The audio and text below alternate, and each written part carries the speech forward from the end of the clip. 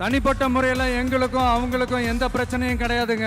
எந்த வாய்க்கா வரப்பு தகராறுலாம் எதுவுமே கிடையாதுங்க. அப்படியே இருந்தாலும் அது நம்ம கண்டுக்கவே போறது இல்லைங்க. தனிப்பட்ட முறையில அவங்களுக்கு வேணா நம்ம மேல வன்மத்தோட இருக்கலாங்க.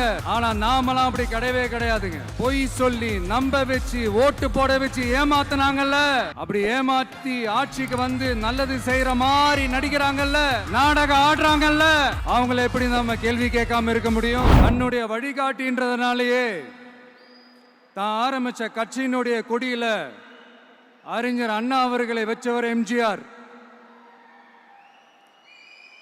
ஆனா அறிஞர் அண்ணா அவர்கள் ஆரம்பிச்ச அந்த கட்சியை அதுக்கப்புறம் கைப்பற்றினவங்க என்னெல்லாம் பண்றாங்கன்னு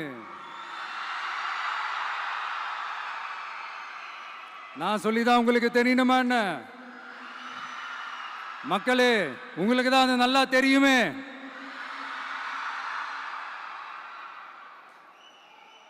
தனிப்பட்ட முறையில் எங்களுக்கும் அவங்களுக்கும் எந்த பிரச்சனையும் கிடையாதுங்க.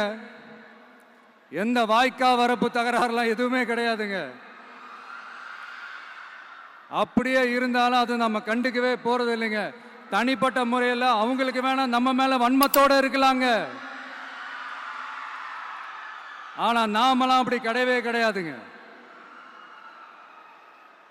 ஆனா உங்களை என்ன நம்ம எல்லாரையும் பொய் சொல்லி நம்ப வச்சு ஓட்டு போட வச்சு ஏமாத்தினாங்கல்ல,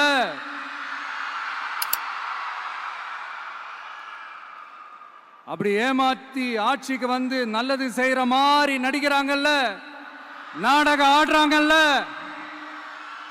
அவங்களை எப்படி நம்ம கேள்வி கேட்காம இருக்க முடியும்? அதனால அவங்கள நம்ம கேள்வி கேட்காம விட போறதே இல்லை. Start reloading. It's a illusion.